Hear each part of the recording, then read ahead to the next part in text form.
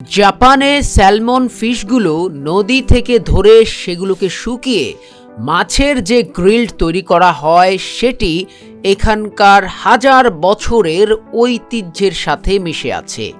এই শহরের নিগাটা প্রদেশের মুরাকামি শহরের বুক দিয়ে বয়ে যাওয়া ঐতিহাসিক এই মিয়োমেটোগা নদী থেকে এসব স্যালমন মাছ ধরা হয়।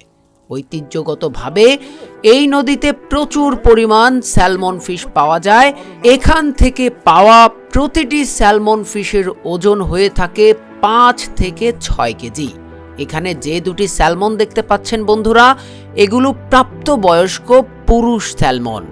এই স্যালমন মাছগুলোকে শুকিয়ে প্রক্রিয়াজাত করার জন্য ঐতিহাসিক এই ভবনটিতে নিয়ে আসা হয়।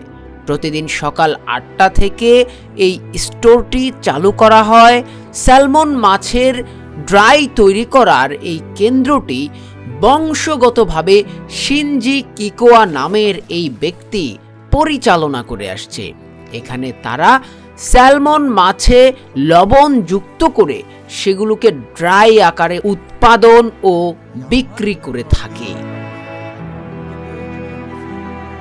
মূলত লবণযুক্ত স্যালমন মাছের এই ড্রাই ফুড তৈরির মোক্ষম সময়টা হচ্ছে শীতকাল। এটি একটি পুরুষ স্যালমন। শিনজি কিকোয়ারের দেখা বছরের সবচেয়ে বড় স্যালমন এটি।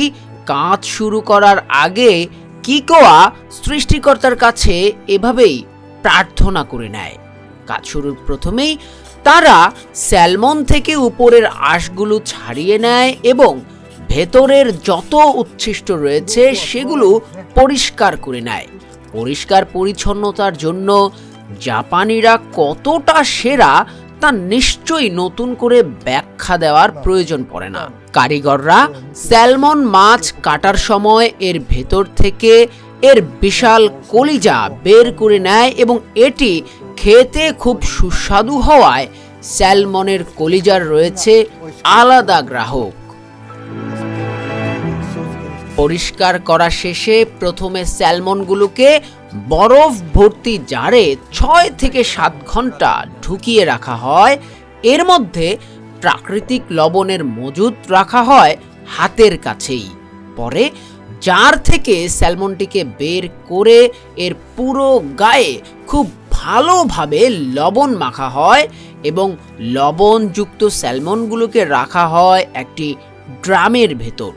এভাবেই কারিগররা একটির পর একটি স্যালমন সারিবদ্ধভাবে ড্রামে রেখে ড্রামের ঢাকনা মেরে দেয়া হয়। এবার এই ড্রামের মধ্যে মাছগুলোকে 5 দিন রেখে দেয়া হয়।